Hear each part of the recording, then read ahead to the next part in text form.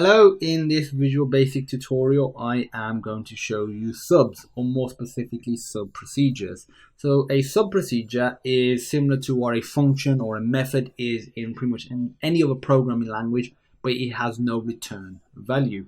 The main is a sub, so we've already been using one, but it doesn't return a value. To create your own sub, I think you can probably already guess how to do it. You put the keyword sub, you name it something, so I'm going to call it awesome sub. Just keep thinking of Subway, and then put n sub, and now in here we could, let's say, just do a console.writeLine. The benefits of subs, functions, methods, anything like that is that you can encapsulate code in here. For example, this example is going to be very simple, but you could have really complex, routines, algorithms in here. You can just call it again and again without having to duplicate code. So if I were to write line and just put in hello, to call the sub, you just do awesome sub, like so. If I run it, it says hello. And if I were to do it again, awesome sub, it says hello again. Okay, so that's one type of sub. Another sub is when you can actually pass in a value. You can pass in as many as you want. So I'm going to pass in 2, and I'm going to call this, add. So you basically just add 2 values together. And if we do by val, I'll explain what this means in a second. So by val, I'm going to call this num1 as, I'll do an integer.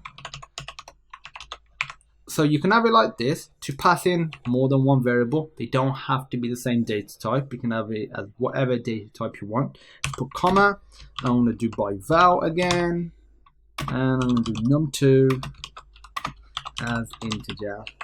And now in here, so our awesome method is going to, let's say, just create a dim result. I think you can guess what it's going to do.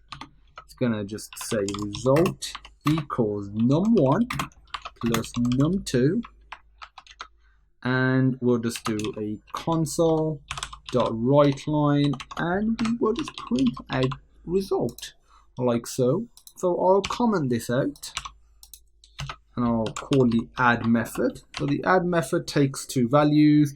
They have to be integers. You could either just pass in the values directly like so, or you could pass in integer variables. It doesn't matter, it's totally your choice.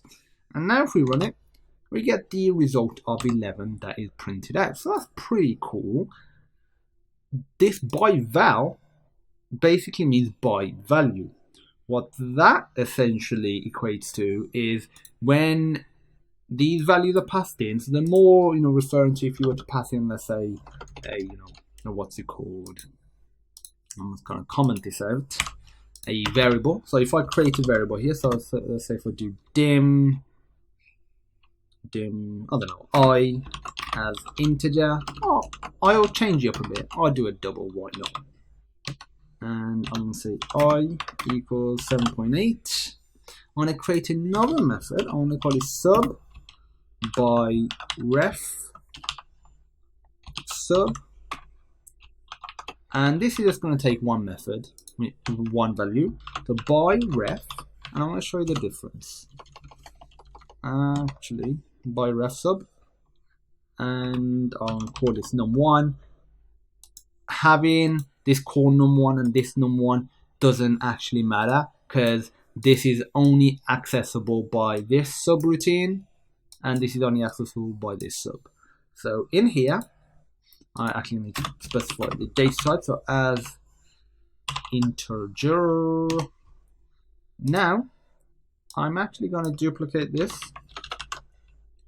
and I'm going to do by val sub. So I'm going to show you the difference between having it passed in by value and by reference. So by val. So in here, if I do num1 equals 8, I don't actually care what is being passed in, what the value of it is. I'm going to do num1 equals 8 here. And what I'm going to do is create, I'll make sure that the data types are the same. So double, And here now, I'm going to create another variable. So dim, I'll call it j as double. And I'm actually just going to set j exactly to the same value, 7.8. And I'm going to call each one of these methods. So I'm going to do by val sub, and I'm going to pass in I. I'll duplicate this, and I'm going to do by ref sub. And now, if I were to print both of these values out, if I do console.writeLine, and I do I, and then I'm going to print out j, see what we get. So if realistically we passed in a variable into the val sub, the ref sub, oh, I'm going to change this to j, sorry. So two different variables initially have the same value. They both get assigned the value 8 when they're passed in. This should I guess print 8. So if I run it, we get 7.8 and 8. So I is still 7.8, whereas j is 8 now. So that's what the by val and by ref sub does. By val just means get the value of whatever you're sending in. If it's already a hard coded value like 6.7, then you just send that in. But if it's I, it gets the value of I at this moment, which is 7.8, and it passes that in. So by assigning 8 to num1, this variable here is nothing to do with this original variable.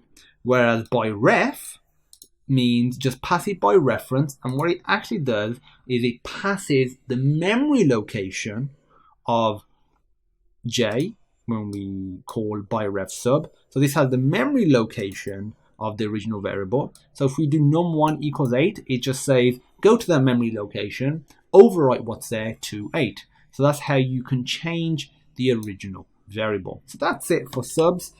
I'm going to have a separate video that covers functions, and it's pretty similar. Thanks for watching, and I look forward to seeing you in the next video.